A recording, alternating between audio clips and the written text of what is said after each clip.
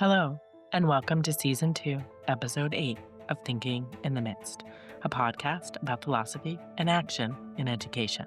I'm Cara. In this episode, we explored teaching amidst strong divides. My guests discussed and debated how to address partisan leanings in the classroom, what makes a topic controversial, and the criterion for judging the validity of a claim.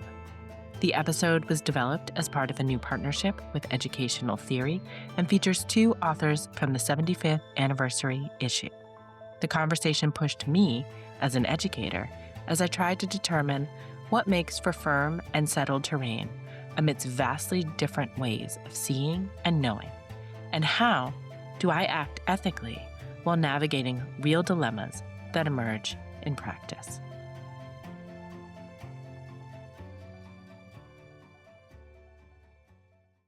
Welcome. It is great to see both of you in what is the late morning for me. Today's topic is on teaching democratically amidst controversies and partisanship. And Quentin, could you introduce yourself, please? Yes, my name is Quentin Wheeler-Bell, and I am a professor at University of Indiana Bloomington. Welcome. Thank you. And Michael. Yeah, I'm Michael Hand. I'm Professor of Philosophy of Education at the University of Birmingham in the UK. Welcome. So this episode is also a special episode celebrating the 75th anniversary of educational theory. And your papers were chosen as papers to feature. And then we decided to put them together in conversation. So we're really excited for this special issue. And we're really excited to talk with both of you today about your work. In combining your papers, I read them a few times and kept thinking, yeah, these papers are talking with each other, but they're talking in some different ways. And so I, in my mind, was trying to link how they came together. So I'm going to start not by linking in argument how they fit together, but I'm going to offer you a situation that I think both of your papers might want to deal with. And so it gives the listeners a little bit of a moment to think about how this plays out in real practice. Mhm. Okay. So I teach early childhood education. I teach primarily literacy classes. A huge part of teaching literacy classes is exposing exposing teachers to literature and discussing children's literature with teachers. And then we also do a lot of skill work. A big part of my class is focusing on what's often referred to as windows and mirrors. And so making sure that children have access to mirrors where they see themselves in literature and windows where they are having opportunities to be exposed to other people's perspectives. And one book that I often include in my collection that is both really well acclaimed and also I think it was one of the most banned books in the United States in 2020, 2024 is a book called Julian is a Mermaid. And I'm talking about this one today because I think it touches on some of the examples in both of your papers. So really briefly, Julian is a child who presents initially as male in the book, and he's walking, or they are walking with their grandmother through a city, and a mermaid parade, which is people dressed up as mermaids, walks by them, and it's clear to the grandmother that Julian really wants to be part of the mermaid parade. And initially, the grandmother seems to be kind of uncomfortable with this, skeptical, and the child goes home. They're playing with the grandmother's stuff, sort of playing dress up with, I think, with a curtain or something like that. And the grandmother sees the child. And ultimately, the book ends with the grandmother giving Julian some of her clothes, and Julian dresses up as a mermaid.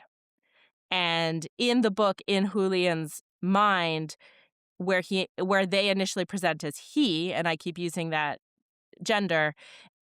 As a mermaid, they present as she Mhm. in the child's mind. So this is the book. Sometimes I just put it in the classroom collection and students might bring it up, and sometimes we have an explicit conversation about the book. And one semester, it was in the classroom collection of just books about families, and a student said, "What would I do with this book in my classroom? How would I deal with this book in terms of parents?"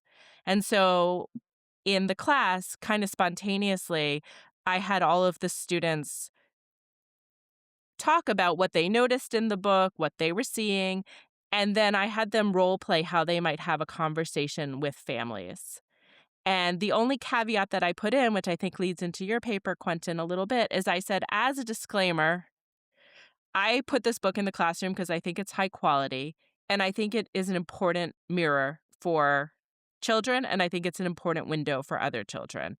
And so I'm affirming this book and its message, and that feels important to me, to protect children who are the sort of the most vulnerable, who might really connect with this particular text. So as we're thinking about the conversation with families, I want you to think about how you might also address a family that says, take this book out of the curriculum from the perspective of, I'm keeping the book in the curriculum for this reason. And so that was sort of where I put my own partisan slant on this particular controversy. So that's a little bit of a story. Moving from that story, we'll let it just sit. I would say that this is, for some people, a controversial issue, and for some people, it's just a book that should be in the classroom. Michael, can you talk a little bit about your paper, and controversy and what um, the use of the terminology that you're using there, and epistemic, and all of this sort of rich language that you have in your paper and your ideas? Yes, of course. Thank you. So quite a long time ago, nearly 20 years ago, I wrote an article for Educational Theory called um, "What Should We Teach as Controversial: A Defense of the Epistemic Criterion." And then when Rebecca Taylor was putting together this 75th anniversary issue, she invited me to revisit that paper. So I'll just summarize very briefly what I argue in the original paper, and then just say something about what I try to do in the more recent piece. So, in the original paper, I offer an account of what it means to teach something as controversial as teaching it as unsettled or open-ended. It's a way of teaching a topic whereby we are not attempting to guide children towards a correct or known answer. We are teaching it in a way that keeps the matter open. And I contrast that with teaching things as settled or known, where our aim as a teacher is to bring children to an established or known or correct answer. And I think there are plenty of examples of topics that clearly fall into both categories, things that we teach because we know the answer to them, and things that we teach even though we don't know the answer to them, Mhm. but because they're interesting questions and we want children to think about them. And when I talk about the epistemic criterion, I'm talking about a way of deciding which topics get put in which categories, how we decide whether we're going to teach something as open or um, closed, settled or unsettled. And the epistemic criterion says we have to be governed by whatever the evidence and argument bearing on the topic in question is. And if the topic is decisively settled by the available evidence and argument, then we should teach it as settled. If the topic is not settled by the available evidence and argument, then we should teach it as unsettled. Which all sounds very commonsensical. And I still think it is. I think it is commonsensical. I also think it's right. But interestingly, lots of people have disagreed with me over the last nearly 20 years.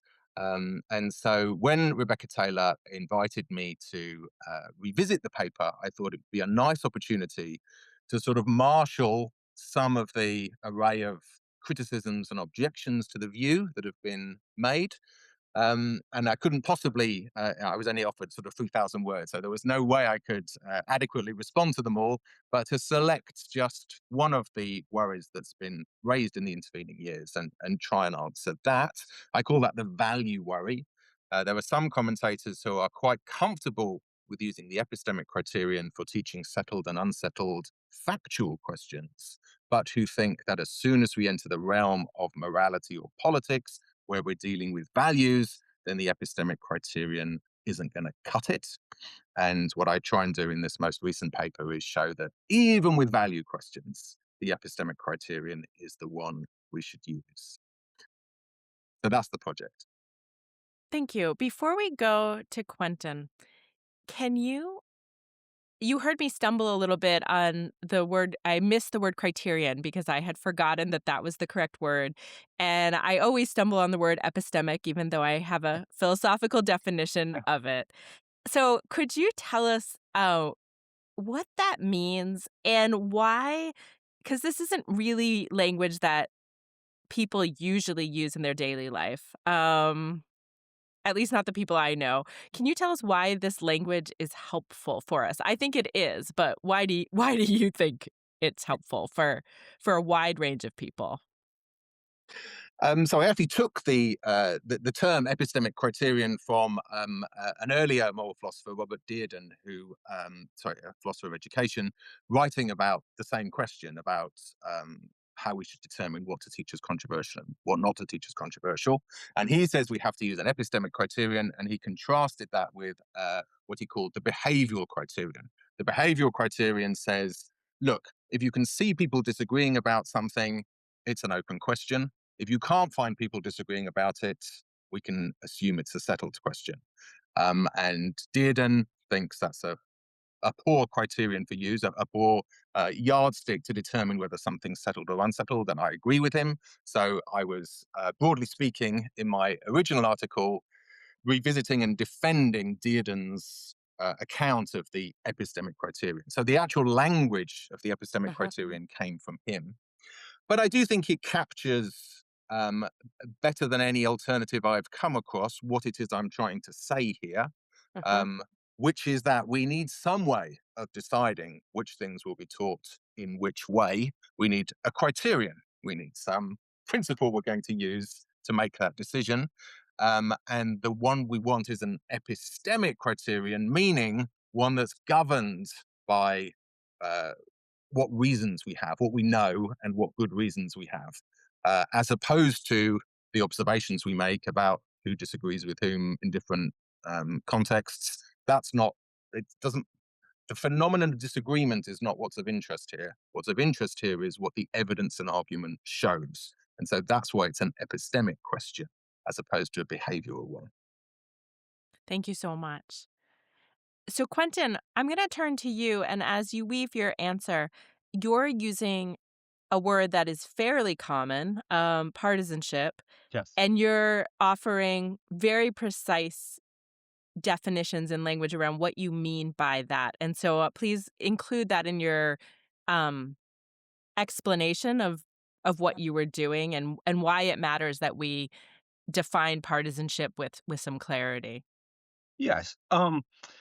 So I think to give a little context, originally Rebecca asked me to write this article about teaching for activism. So thinking about the role that activists can have in the classroom, and I've been wrestling with that question in light of democracy, saying, especially in the context of the United States, where there's a lot of pushback against anti CRT laws, I mean, CRT teaching, the teaching of LGBTQ communities. And I'm just trying to think, well, there's a massive disagreement on what can be taught and why. And the activist approach usually takes the position that there is this truth and they are justified in teaching that in the classroom. Where then in relationship to the larger discussion and what Michael was bringing up, my thinking was, well, there's not only just disagreement over the topics, the ideas, which is sort of partisan divide. There's also disagreement at the level of philosophical orientation, how people see the world, the norms that they understand the world through. And those are also partisan as well, right? And that partisanship isn't simply, you know, particularly the political party, but it's also a worldview, how we see, how we understand the world, what we interpret as being the norms by which things should be governed. So let's take the your classroom example, right? One of the things about your classroom example that's really interesting is that there's disagreement on the family, what constitutes the family, how we understand the family, what role families play in society. And these are partisan disagreements.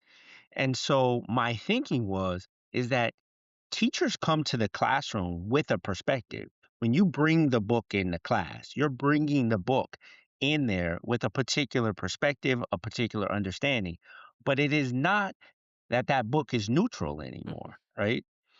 And you might have really strong reasons, really strong justifications for bringing a book, for teaching about diversity of families, but it is also a partisan perspective. Mhm.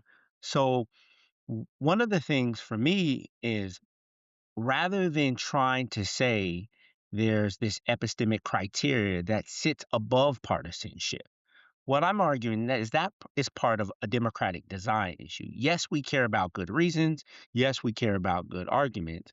However, the classroom is not this neutral space at which we can separate the partisan perspective from clean epistemic values, right? And because of that, we want to think about the classroom as a democratic design area. How do we design it in a way, knowing that when you bring a book to class, you're bringing the book with a partisan perspective, but you want to open up the space so that you can explain to others why the book's there, you can hear their perspectives for how they feel about the book, and it creates an environment at which the teacher can still come in with a particular perspective, but at the same time creates the perspective for dialogue about the book. What does it mean? How do we understand it? And how do we understand even the value of diversity in democracy itself? Thank you.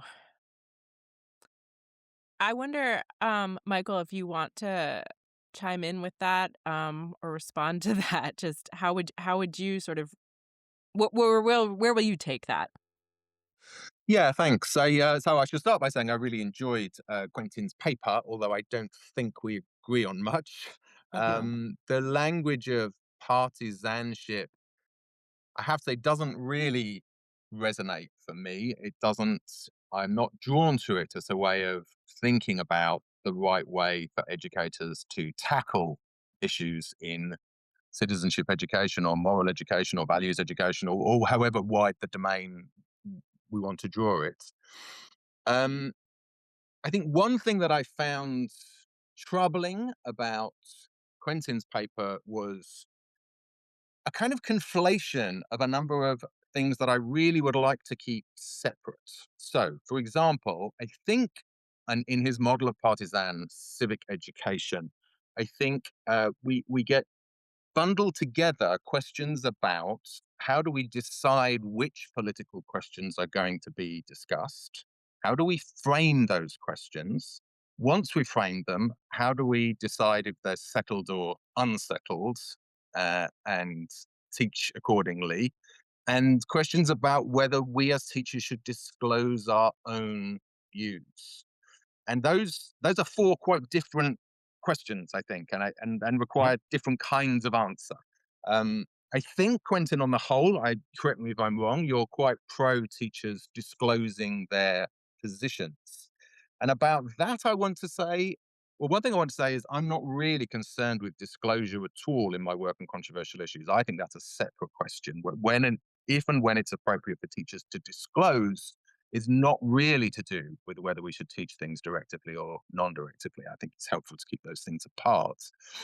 And like Cara, my own teaching background is in primary education, it's young children. And I think there are really good reasons when teaching very young children for teachers not to disclose their views on all sorts of controversial issues.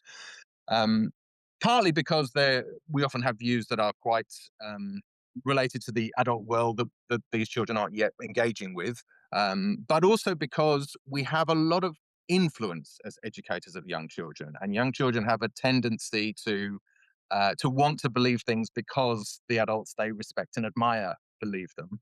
And I think that's much less true when you're teaching undergraduates. I think I'm much more happy about disclosing my views to undergraduates than I am to 6-year olds. So I just think the question of disclosure is a really interesting one, I think, but I think that's mostly a question of judgment about what's appropriate to share with children of different ages and different levels of sophistication in their reasoning and their degree of independence from their teacher. And it's a different kind of question, I think, from this question that really interests me about what we should teach as settled and unsettled. Before you jump in, Quentin, so I was reading this and really trying to wrap my mind around it, and maybe that's where the example might be helpful.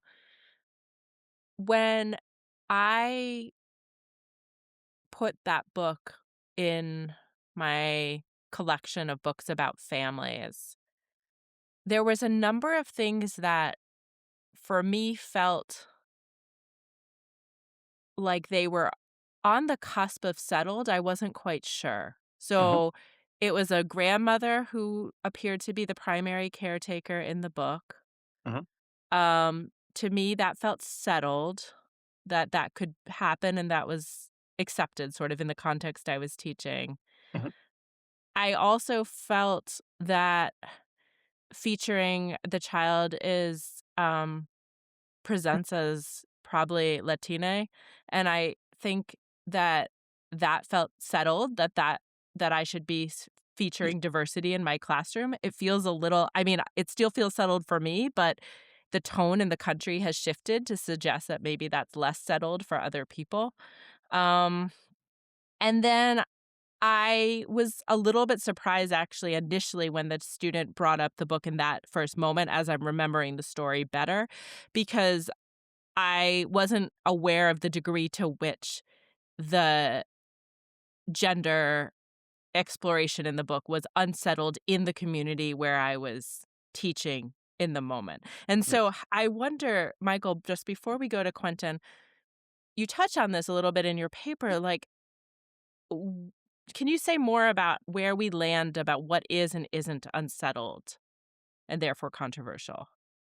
Because all of this for me feels really settled in my head, but it's clearly not settled in the country in which I live, any of these topics at this point. Yeah. So, I mean, again, just to reiterate the point that it doesn't, the crucial question for me is not whether there are people out there who disagree, Mm, right? There will always be people out there who disagree, no matter what we're teaching, right? Because people in the world have all sorts of crazy views. The crucial question for me is, are there decisively good reasons for believing such and such to be the case? And if there are, if the evidence is compelling, if the rational arguments are compelling, then that's how something should be presented to young people as settled, regardless of there being people in the world who don't agree with it. got it. Thank you.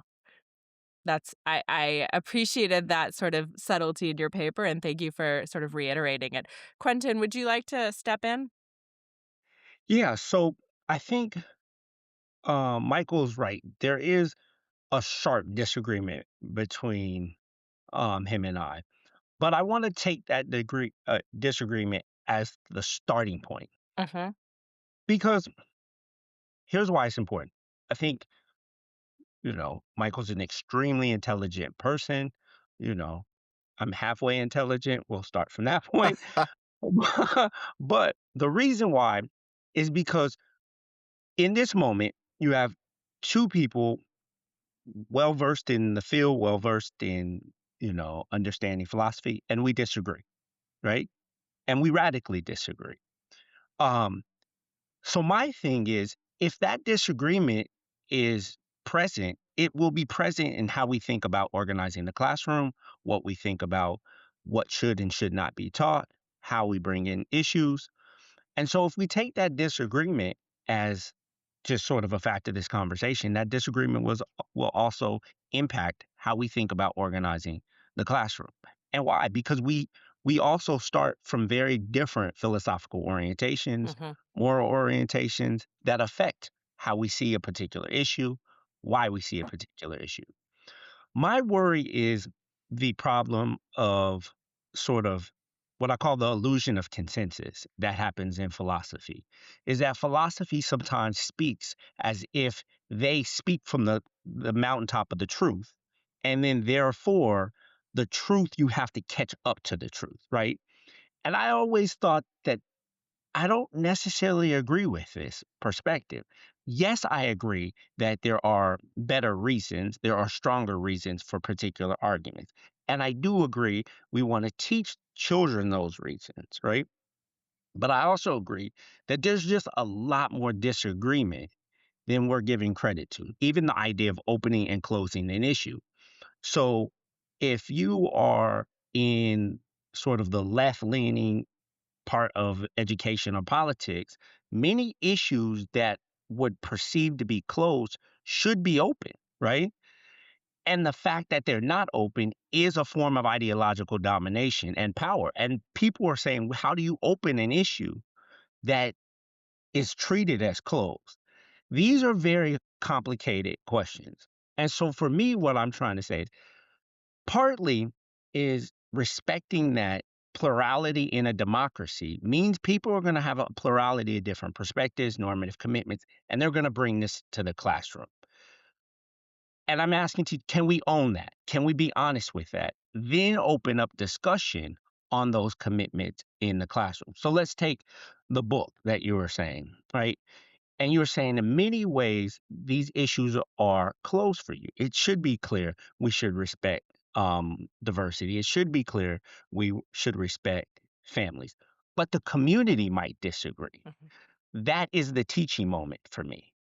It's not that there aren't good reasons for you bringing that in, not that there aren't good reasons for making sure that we see the value in it.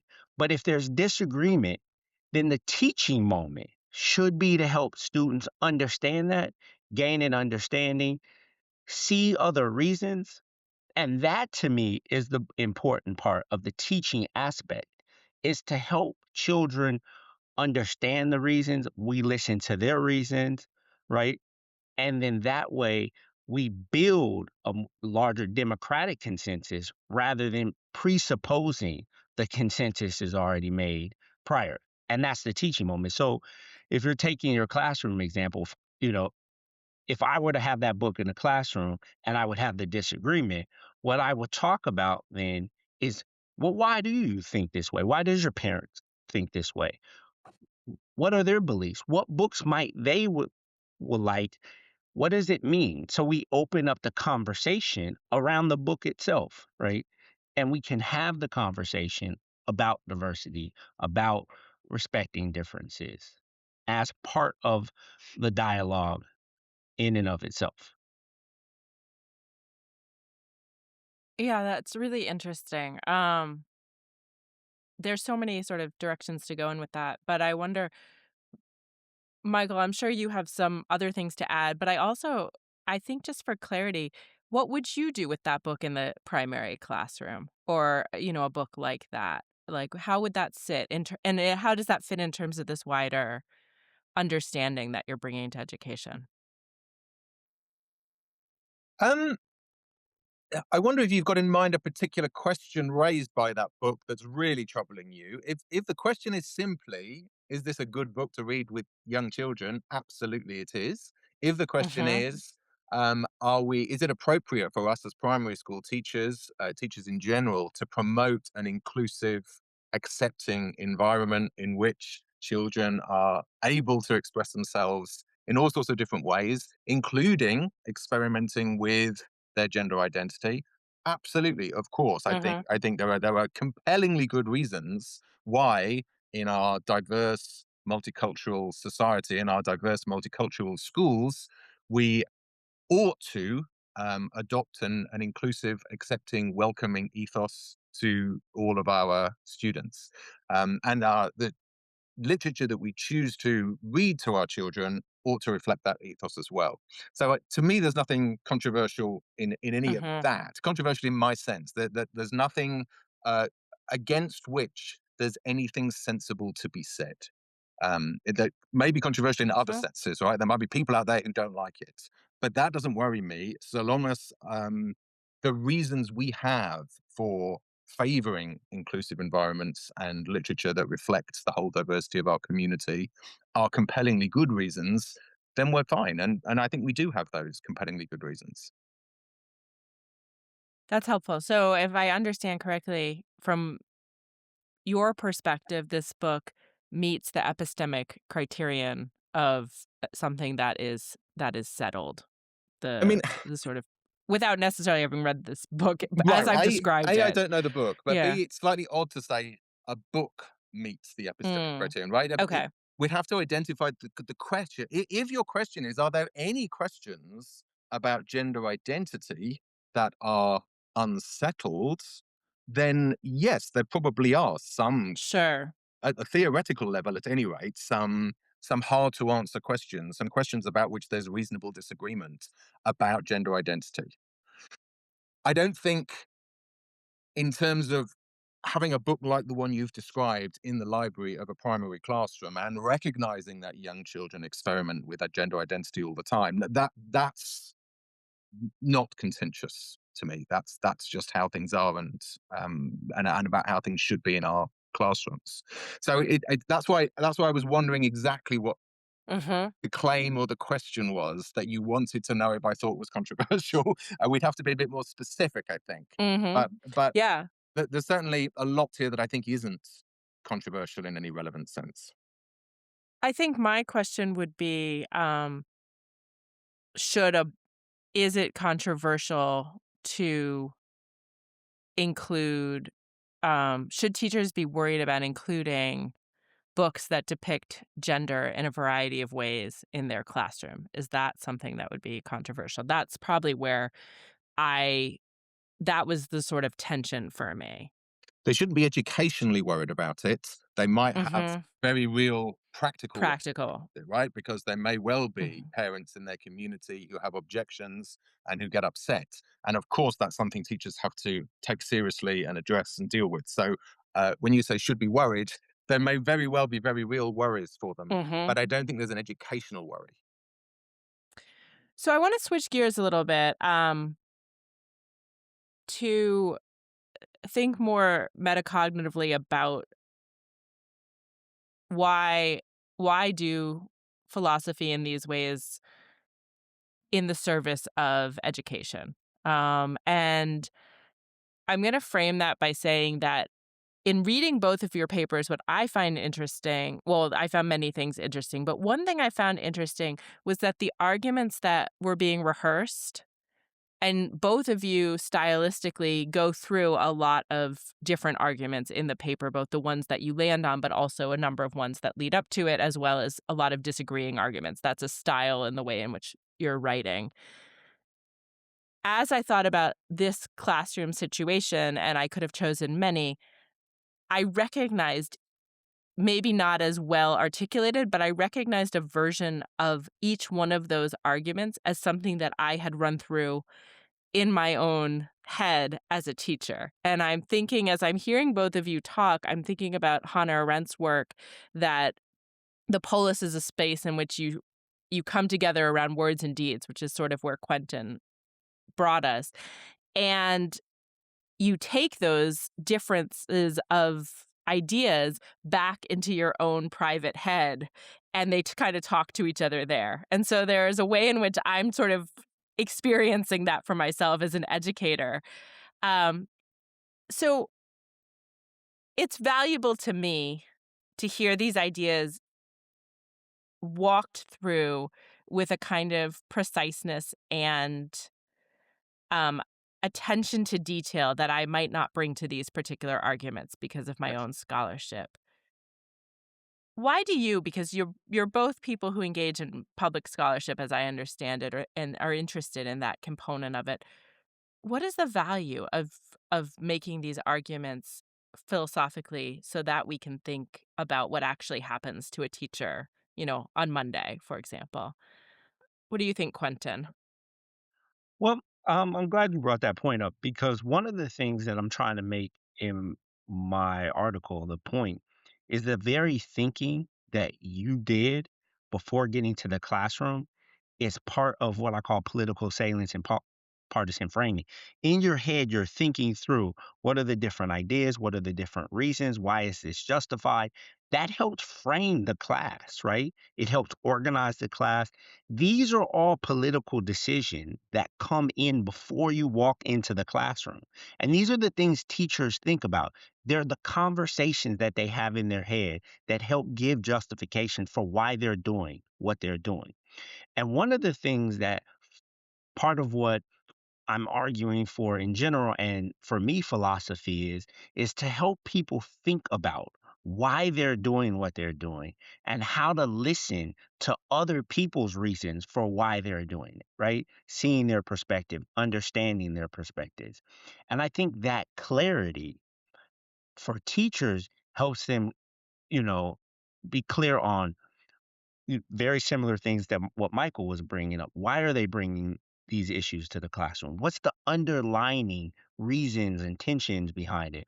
What's the value of it? What's the value for students of bringing these questions? And I think these are all extremely important questions that teachers not only they just wrestle with, but I think philosophy helps them think clearly about their teaching practices, what they're doing, and why overall. Hmm. Michael, what do you think?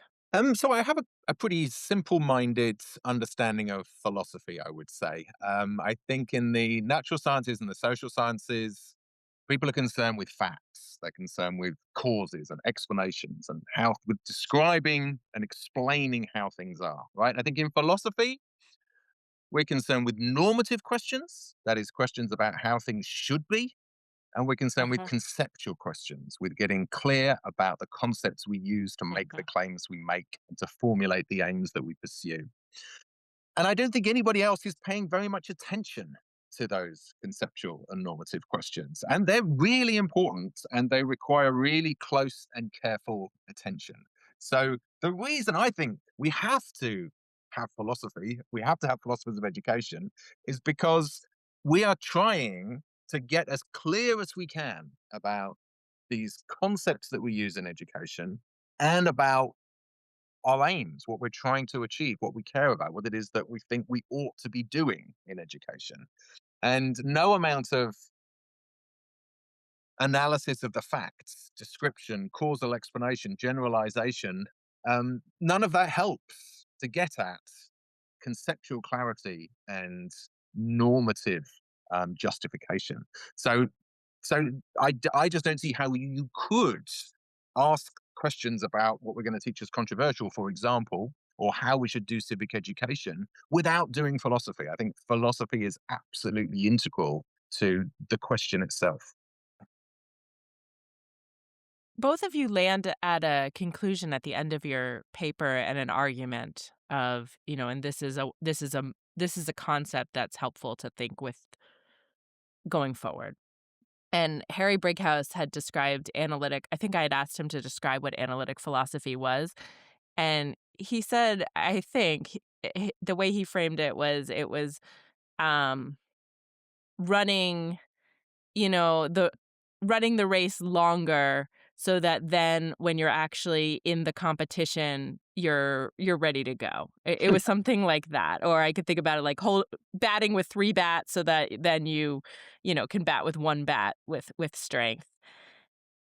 Do you think that as we apply your work to education or with education, is the part that's most exciting for you to help educators learn how to run that race to some degree mentally, to be able to make the different distinctions and come to a concept that they're going to bring forward? Or do you feel like the concept that you've landed on in both of your papers, which are very different, you would advocate for people sort of taking that concept forward, and you're less concerned about the journey, or some of both?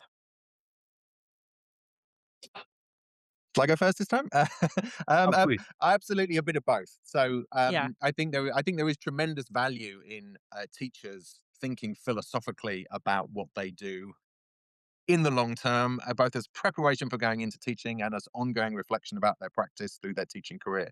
So I don't at all want to downplay the role of philosophy as a sort of an accompaniment to good practice, and as a discipline that just helps us think better about what we're doing as we're doing it. It absolutely has that role, but I also like the idea of the other role too. I like the idea that there are some questions that we might just be able to sort out philosophically so that practitioners don't have to worry about them anymore. Mm. I don't know how many, I can't give any very many good examples of that. And as Quentin said a moment ago, the deep disagreement between he and I makes it look like we're not getting very close to off the shelf answers ready for practitioners to use, supplied by philosophers. But I'm not ready to give up on that. I do think there's a role for that too. I think that there's a role for both ongoing philosophical reflection in the practice of teaching, but also for theoreticians to be attempting at least to settle some questions so that practitioners don't have to worry about them anymore. Yeah. I mean, I think Michael and I definitely agree on that one, right? Um, I do think, in a Yes. sense, there's an importance of the division of labor, and I think that let's just Mm, take a teacher reading both of our articles. I think the teacher will walk away with greater clarity on what they want to do in their practice. uh-huh, Even if they see the disagreement, I think the mhm, distinctions, the questions being raised will help clarify, how they proceed in their classroom. And I completely agree. I think there is a unique role of philosophy, and that we don't want to reduce philosophy simply down to the practitioner of teaching itself. Like, there's a unique specialty to philosophy that it should be valued. For me, the unique specialty of philosophy is also embedded inside of democracy, right? I see the philosopher as a participant in democracy, which is why I see the teacher as a participant in the democratic classroom, right? And that and that the teacher still has a role in the classroom, right? And a specialized role, but they also are engaged in the reasons given in the classroom itself. And so for me, I look at philosophy as having that role as well. What role can philosophers of education play in communicating with teachers, with practitioners, with activists, with teachers in communities, such that we can help provide clarity, get clearer understandings, help understand situations a little better? Because I do think there's a value in philosophy. Um, and that was the original part of the when Rebecca asked me to do the activist part. There is the mm, activist in me that says, yes, there is an activist role in there. I just don't want to assume that the activist role is the role of the truth, right? But there is a role for philosophers to be activists and to push for particular political perspectives and to argue for political claims. But I think, to Michael's, in support of what Michael said, yes, they have to argue with strong um, epistemic value and epistemic clarity. Absolutely. hmm. And I suspect, Michael, that you would disagree with that activist, that activist stance in the classroom, but maybe how would you speak to that? Because that is sort of simmering, I think, in both of these projects is again, how heavy a hand does the teacher step in, and where is their hand heavy, and where is it not, as well? So a bit like I'm not much drawn to the term partisan. I'm not much drawn to the term activist myself. That Mm, might just be because I'm British and reserved, and activist all sounds a bit in your face to me. I'm not sure.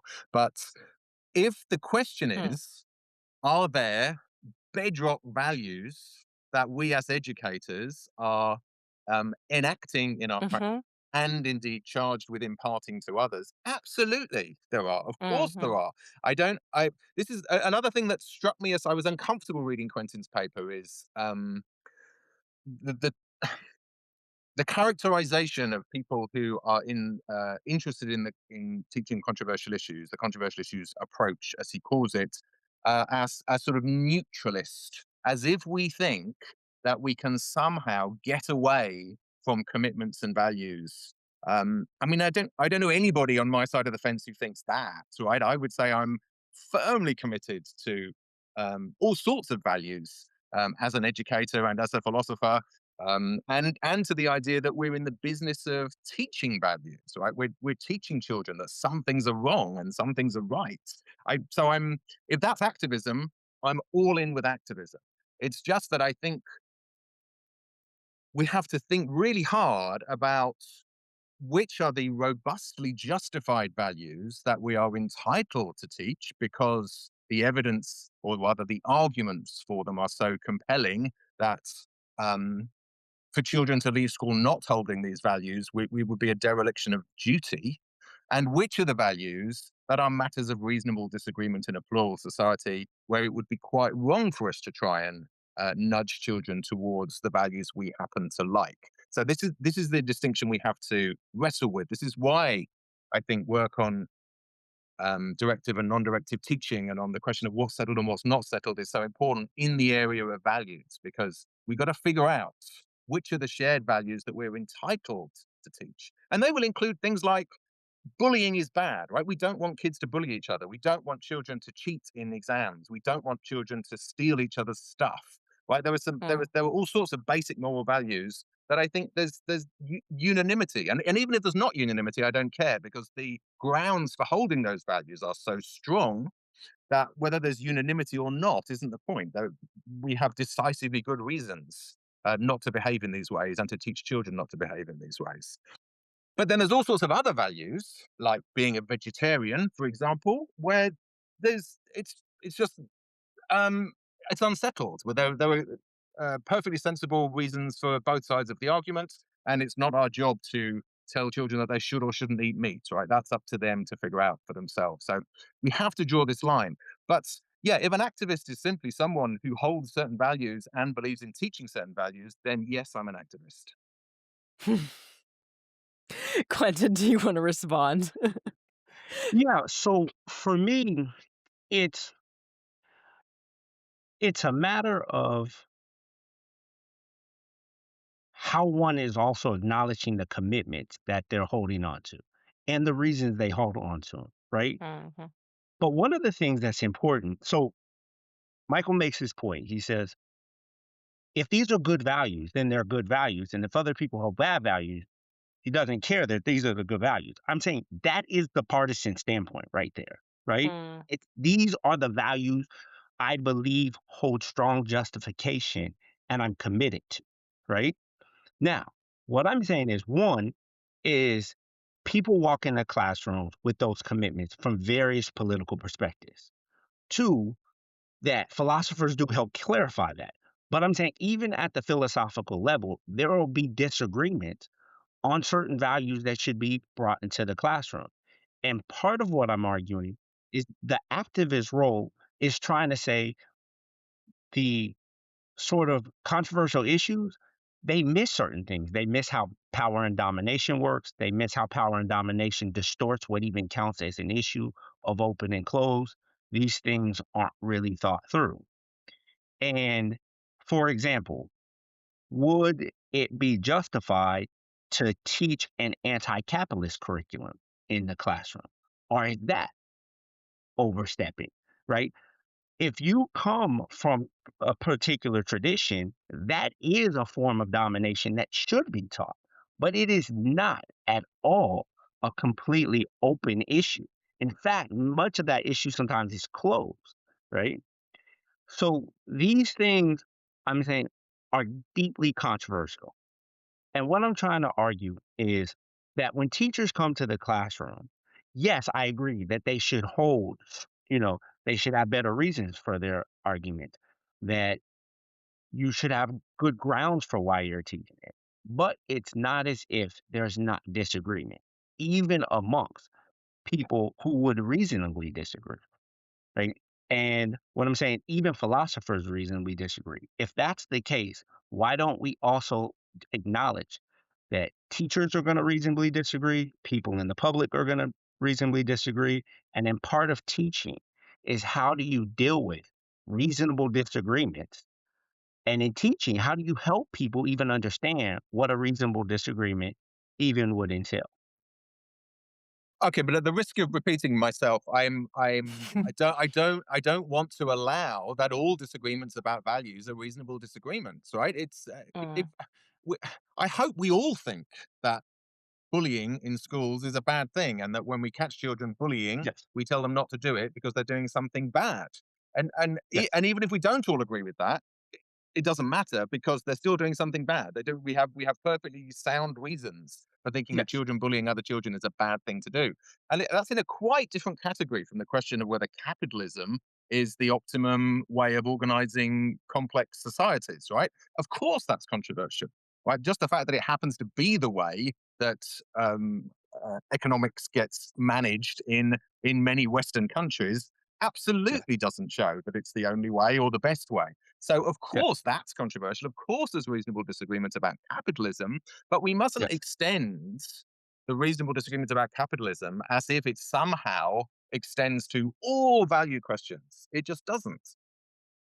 so I usually end the show, asking kind of like at its most practical, where would one take this? And I'm gonna direct us really specifically. And Quentin, since you didn't get the last word on that, I'll give you the last word on this question. So let's go back to my classroom. I've shared some books. A student, a young person has identified it as controversial, a college student.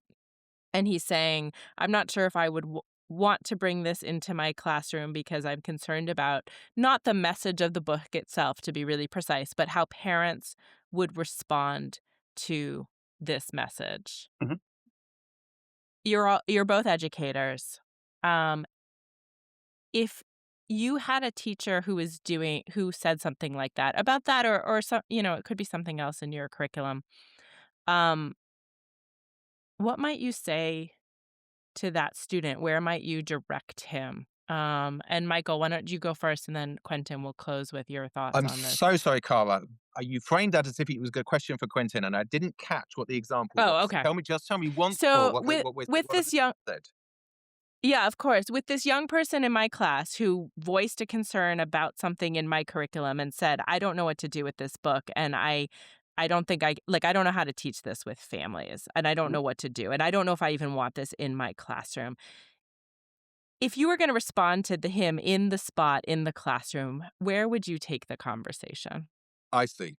Um, so I think questions like that are really hard for individual teachers to settle all on their own. I think Mhm, questions about the books that we're going to have on our shelves in our school and discuss with our children are probably not for individual student teachers to decide for themselves. It's something to mhm, be discussed with the school. But if the policy of the school, if the school is an inclusive school and the policy of the school is to have books which represent gay characters and trans characters and characters from many different racial backgrounds, in the name of ensuring that all children feel recognized and welcome in this community, well, then I think that's what we say to the student teacher who is mhm, worried about this. So, yeah, of course, we understand that there might be some pushback, but the school has your back on this. And it won't be mhm. you as a student teacher who's going to have to deal with the angry parent coming in. It will be the principal of the school who will have that conversation with the angry parents. But I would say most of the time on a question like that, we would hold the line. We would say, no, this is the kind of school we are. This is the kind of literature we have on our shelves. I'll leave it there. Thank you, and I love that answer because to me, it fits well with the argument of your paper. So you're philosophically consistent. Quentin, you get the last word. How would you respond if this happened in your classroom? Absolutely. So this is one of the reasons why I'm deeply concerned with power, because I Mhm, would like to have a conversation with the student to help them understand what power relationships are in place that are preventing that from occurring in the first place. So I agree with Michael that absolutely, if the school culture allows it, yes, you should teach it, right? mhm, And the school culture should support it. mhm, Um, Now, if that's not taught, what I would want to have a conversation with the student is to say, similar to what we were talking about at the beginning, what's the underlying value that you want to teach Mhm. when teaching that book? Is it a plurality of different families? Okay.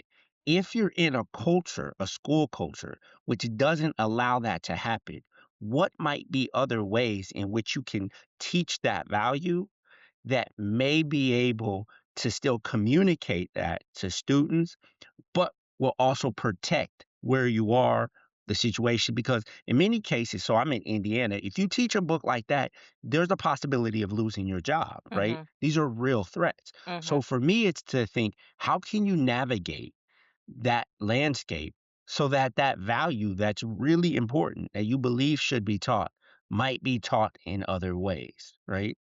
It could be supporting different clubs. It could be um, finding different avenues to open up the discussion, right? Rather than just the book.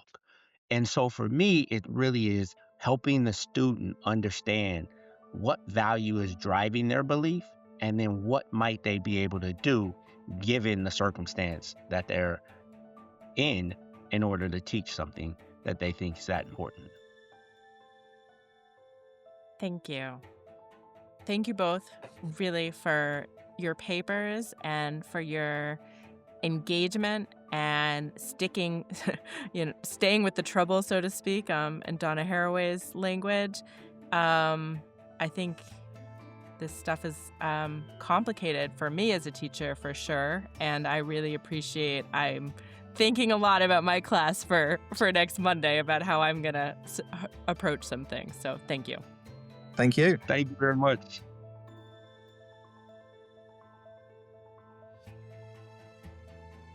And that is our show. Many thanks to Michael and Quentin for taking the time to talk with me. Much gratitude to the Philosophy of Education Society for ongoing and enduring support of this project and educational theory. Please note that opinions expressed on Thinking in the Midst are solely those of the host or the guests interviewed. As always, do subscribe to the show and leave a rating and a review to help others discover as well. The email address at which you can reach me is thinkinginthemidst@gmail.com. Please use the form linked in the episode description if you'd like to suggest future topics and/or guests and/or books.